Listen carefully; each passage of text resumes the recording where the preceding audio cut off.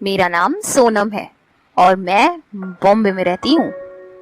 मेरे घर पर मेरे माँ पापा और एक छोटी बहन है। पापा एक प्राइवेट कंपनी में जॉब करते हैं। ये स्टोरी आज से 3 साल पहले की है, जब मेरी नई नई जॉब लगी थी। मुझे बॉम्बे में रहते हुए 3 साल हो चुके हैं और मैं यहाँ एक बहुत बड़ी कंपनी में काम करती हूँ। मेरे पापा की कमाई इतनी नहीं थी कि वो हम दोनों बहनों की पढ़ाई का खर्च उठा सके, इसीलिए मैंने ये जॉब करने की सोची। फिर घर के खर्चे भी अलग से थे। किसी तरह हमारा घर चल रहा था और जैसे तैसे कर मेरी पढ़ाई पूरी हुई।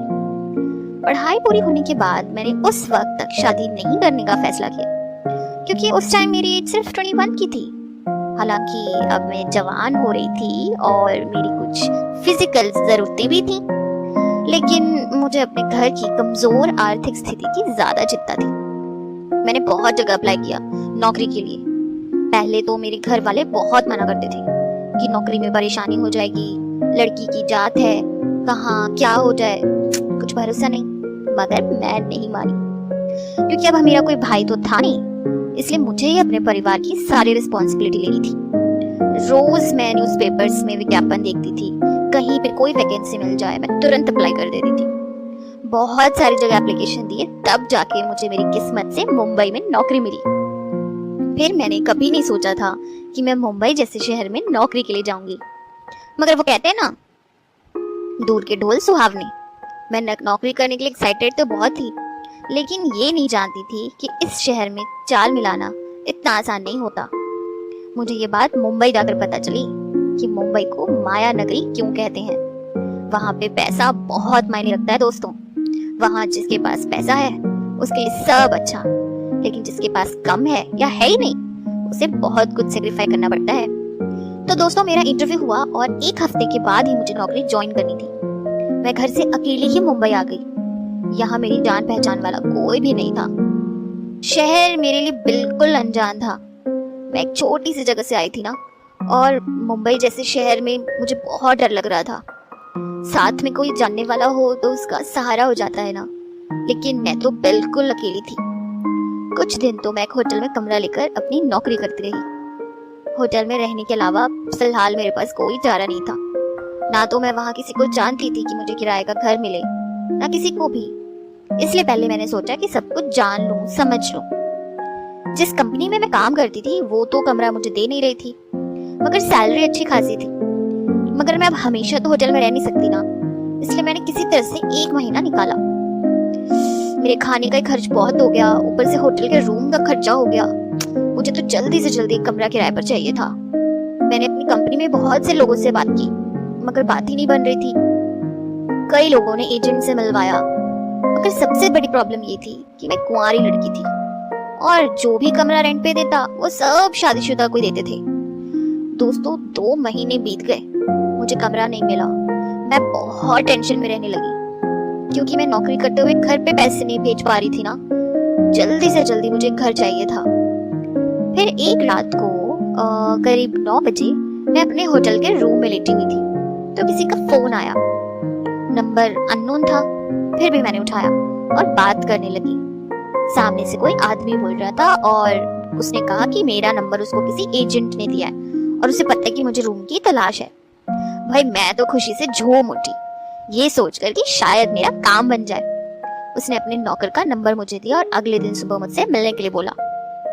अगले दिन ऑफिस से मैंने छुट्टी ली। उस दिन मैंने 10 बजे उसके नौकर के नंबर पर फोन लगाया, तो उस बंदे ने मुझे एक पते पर आने को कहा। मैं तुरंत उस पते पर पहुंच गई। बाहर पहुंचकर नौकर को फोन लगाया। वो मुझे सड़क पर लेने आया और मैं उसके साथ चल दी।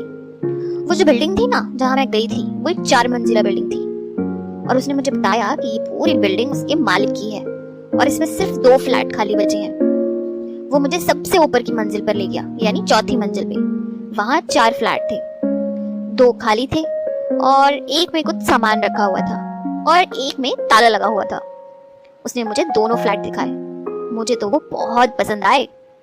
मैंने उस नौकर से उसका किराया पूछा, तो उसने कहा कि ये बात तो आप मालिक से ही कर लेना।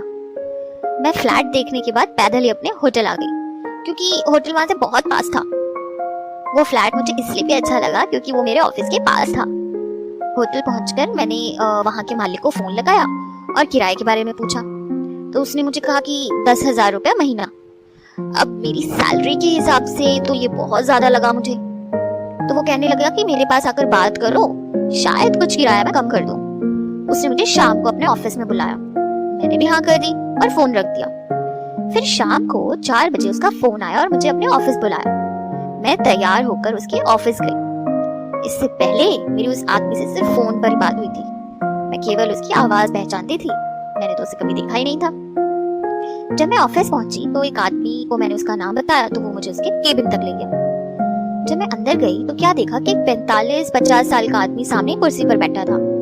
उसने भी मुझे बैठने को कहा तो मैं उसके सामने वाली कुर्सी पर बैठ गई। उसने मेरे सारे पेपर्स को अच्छे से चेक किया और बोला कि फ्लैट तो आपको मिल जाएगा। ये सुनकर मैं बहुत खुश हो गई, मगर उसने किराया कम करने से मना कर दिया। तो मैंने कुछ दिन का समय मांगा तो उसने वो समय भी देने से मना कर दिया। अब देखो, मैं तो चाहती नहीं थी कि फ्लैट मेरे हाथ से निकले, मगर वो आदमी मान ही नहीं रहा था यार। तो फिर मैं निराश होकर अपने होटल आ गई। फिर शाम के 7 बजे उसी आदमी का फिर से फोन आया। उसकी कॉल देखकर मेरे मन में ना एक उम्मीद जाग गई। हम दोनों में बहुत देर तक बातें हुई। मैंने उसे अपनी मजबूरी बताई। फिर उसने अचानक से ऐसी बात कही कि मेरे तो होश ही उड़ गए। उसने मुझसे कहा, ऐसा भी हो सकता है कि ये फ्लैट तुम्हें बिना किराए के ही मिल जाए। तुम जितने दिन जितने साल रहना चाहो रह सकती हो। तो मैंने कहा, ऐसे कैसे हो सकता है? तो उसने कहा, अगर तुम चाहो तो ये फ्लैट तुम्हें मिल जाएगा, पर तुम्हें मेरी गर्लफ्रेंड बनना पड़ेगा। अब मैं उसकी बात समझ गई कि वो क्या चाहता था। मैं कुछ उस वक्त तो बोल ही नहीं पाई। उसने मुझे अच्छे से सोच समझकर जवाब देने के लिए कहा और फोन काट दिया। दोस्तों, मैं सारी रात उसकी बात को याद करती रही। अगली सुबह मैं ऑफिस चली गई। ऐसे ही एक हफ्ता गुजर गया। मैंने कई और लोगों से भी बात की, मगर कहीं बात नहीं बन रही थी। अब मेरे पास 2 ही रास्ते थे, या तो मैं उसकी बात मान लूं या नौकरी छोड़कर अपने घर वापस लौट जाऊं, क्योंकि इतने खर्चे में तो मैं घर वालों की मदद नहीं कर सकती थी। दूसरी बात ये थी कि अगर मैं इस वक्त नौकरी छोड़ देती तो पता नहीं फिर इतनी बड़ी कंपनी में मुझे नौकरी मिलती भी या नहीं। बहुत सोचने के बाद मेरे मन में ख्याल आया कि देखो, वैसे भी शादी तो मैंने करनी नहीं। अगर मैं उसकी बात मान लूं तो मेरा पैसा भी बचेगा और घर पर ज्यादा से ज्यादा पैसे दूंगी मैं। अगले ही दिन मैंने उसे फोन लगाया और उसे अपना फैसला बता दिया। उसके 1 घंटे बाद ही उसने फ्लैट की चाबी मेरे पास भिजवा दी। मैंने अपना सारा सामान पैक किया और उसी दिन फ्लैट में शिफ्ट हो गई। जैसे ही मैंने फ्लैट का दरवाजा देखा तो मुझे तो अपनी आंखों पे भरोसा ही नहीं हुआ।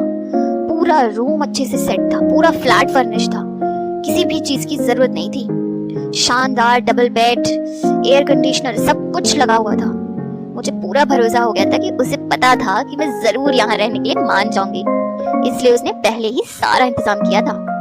अब मुझे वहां रहते हुए 2 दिन हो गए कि सुबह सुबह उनका फोन आया और उन्होंने बताया कि वो किसी जरूरी काम से बाहर गए हैं और वापस आते ही मेरे साथ टाइम बिताएंगे। तो मैंने भी उनको हाँ कह दिया। अब इस बात का मतलब ये था कि अब मैं जुड़ने वाली थी।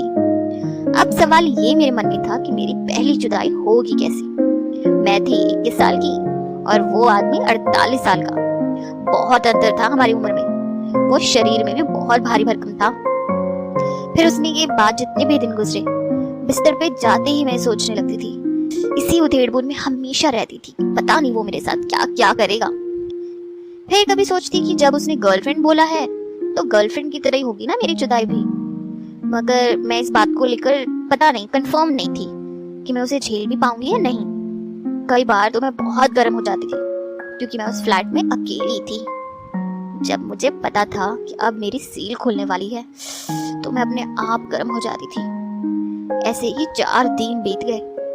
ठीक चौथे दिन उन्होंने मुझे फोन किया और कहा कि वो शाम को वापस आ रहे हैं और सीधे मेरे पास आएंगे। उन्होंने कह दिया कि ऑफिस से कुछ दिनों के लिए छुट्टी ले लो क्योंकि वो मेरे साथ कई दिन यहीं पे रहेंगे। तो मैं तो सोच में पड़ गई, कई दिन। अब दोस्तों, इस कामुल कहानी का अगला भाग तो मैं जारी रखूंगी, तो प्लीज जानने के लिए मेरा अगला भाग जरूर सुनिए।